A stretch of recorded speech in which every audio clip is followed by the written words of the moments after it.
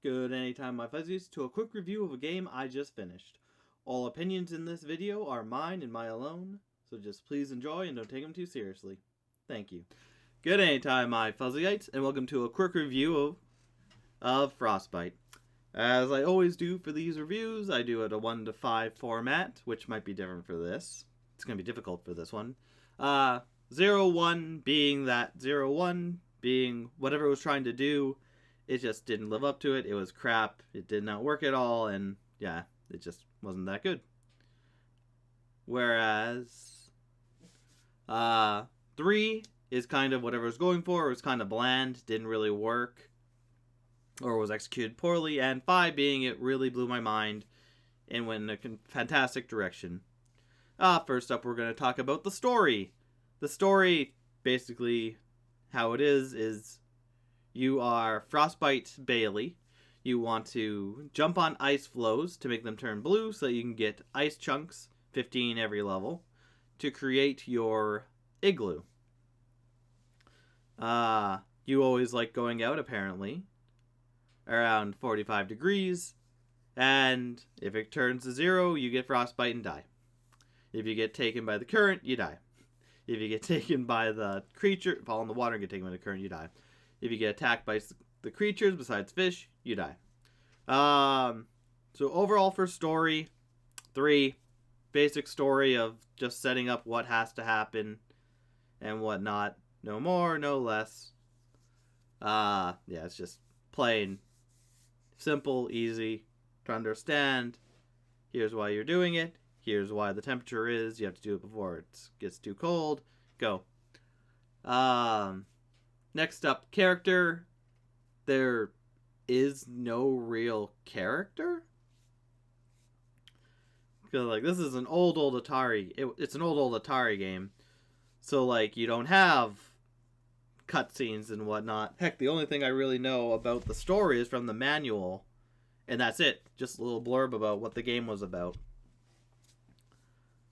So, I guess the characters in the game, you have Frostbite Bailey. You have crabs, clams, birds, and fish. The bear, bird, clams, crabs, and fish, or not the fish. The fish are on your side. Everything else is against you. And you must avoid or else it will pull you into the water. Crabs and clams can stop for a second and then proceed, making it so that you have to be watch where you're stepping or else they can take you off. And the bear just walks on the main top screen where you can have safety from ice, and he will chase you off if you hit him. A good wide array of characters, although, like I said, they all work the same besides the crab and clam, who can periodically stop, making it harder for you to get by them / around them to make it more annoying if the game wasn't already annoying. But overall, I guess I'll give it a 3.5, because it could have easily just been like the birds or one of the creatures, but no, they have multiple. With the fish being able to be caught for food, I guess. I would reason it would be food, which give you more points, which can give you more lives. So 3.5, because it's not just, it is basic, but at least they give you some more variety rather than just, they could have easily just done 1 or 2 things and called it a day. Moving on to the setting, it's basically just one screen. The colors do change and whatnot, and over time you build your igloo by stepping on ice flows, 4 lines of them. When they're white until you step on them, then they turn blue, signifying they've been caught. Once you get 15 in a level, the door appears on the igloo and you can go inside, and that's it. You tally your points.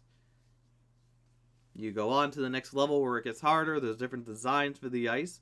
Some are thicker pieces of ice that you can walk on. Some are thinner pieces of ice to walk on. It's just how much ground you have. And there are even some levels where they start thin, turn to thick, and then go back to thin over and over again. So if you're not careful, you could fall through the middle. So overall, again, 3.5. Because it could have easily been something like Frogger, where it's just, it never really changes and whatnot. Or Pac-Man, I guess. It's like, it could have been like Pac-Man, where it's always the same exact layout with the same exact ice, and then they just change up the creature formation. But no, they do change the color of it. They do have different placement of enemies and how they operate. And like some places are safe or whatnot. It's just tough. But 3.5 for setting because it's interesting. The game mechanics are very simple. You have the temperature is 45 degrees, which signifies how many seconds you have.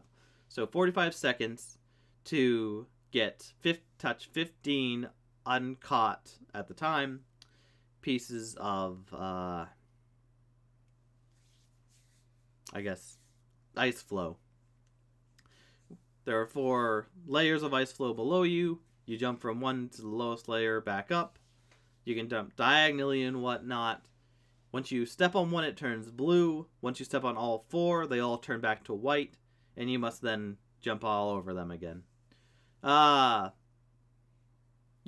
is a life game, so you have 3 lives to start. You gain lives by completing the mission. The igloo will be disassembled for some reason, and you'll get points for every part on it.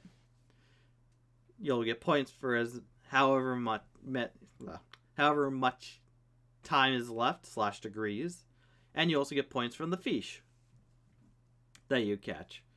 After you get 5,000 points, you get an extra life and can continue.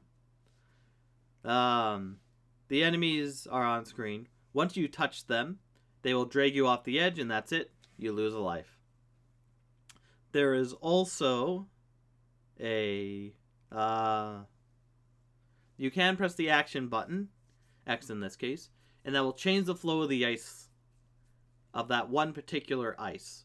So it can help you if you're going towards an enemy to get away from an enemy, or if you're going to die by creating into the wall and going to be taken out that way. You can always reverse it. It's kind of handy, but it can also screw you over, and doing so also takes away one chunk of ice from your igloo. So you kind of have to debate that and figure out which would be better. Overall, with that, I'm going to give that a 4, because it is inventive. It's an interesting concept. It's just very tough, as all old games are, even some new games, but yeah. Like I said a couple times on my playthrough, I don't see how you could really do this without having like the fast mind to be able to analyze the screen. When something comes on, you can kind of calculate stuff. It's really hard, and I only got to whatever level I got to by saving and reloading, which luckily you can do. But in conclusion for Frostbite, the story is just, like I said, 3, it's basic. It makes sense, but it's basic. You just have to jump on ice flows. I guess it makes sense. To get ice for your igloo, apparently. Once your igloo has 15 places, you can go inside and go on to the next level, which gets harder and harder in difficulty as you go. The characters are just your characters, Frostbite Billy. Other than that, you have crabs, clams, and birds and fish. Crabs and clams will just stop periodically, to make it a little tougher, so you can't really go around them. Because if you're behind them, they can stop and you can run into them by accident. Birds keep going, and fish give you points. So probably a 3.5 for that, because they could have just easily been like, yep, here's a bear, yep, there's a bird, that's it. The setting, there are different variations to how thick the ice is that you're walking on. There's variations of color. The igloo slowly gets built as you go. But besides that, not much else. Excuse me. Really fun game. So 3.5 for setting, because, again, it does change color. The characters can change color. Or at least the bear changes color. And it's not always the same. There is some thought to it, even though it's hard. And yeah. Game settings is really fun. It's easy to jump and move. But enemies can come quick and fast, and you can't really avoid them in all situations, unfortunately. You gain fish to gain points. 5,000 points gives you an extra life. You start with 3, you lose all 3, and then 0, and that's it. You're done. Game over. You have to start from the beginning. You get points as well from, there's a timer, 45 seconds. If you lose all 45 seconds, then you just get frostbite and lose a life. Or if you also get, so you get points if the timer, for however full the timer is by the time you win and get inside the house. And you also get points for the house itself. And that's, yeah. 4, because at least it's entertaining, changes it up, and is somewhat fun. And it does feel natural with the jumping. You can jump diagonally and whatnot, and even really control yourself in the air, which is very, very nice. So I always love it. You can control yourself in the air, especially in games like this, where if you jump left, it's like, oh, no, you're done. You jumped left, but you wanted to jump right. That sucks. You can go left. Oh, nope, right. And correct that. So overall, Frostbite, I'm going to give a 3.5.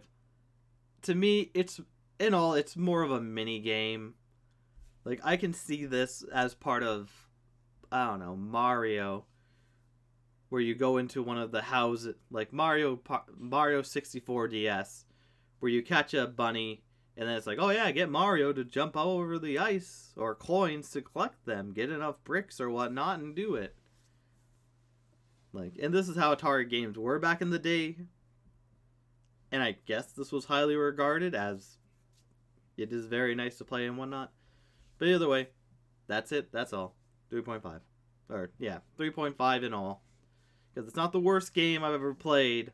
It's not too basic. It does have some good ideas. It's just tough, as all games were. And rather... but I had fun going through it. I did enjoy it all the way through. But, anyways, we are going to move right along to... Alright.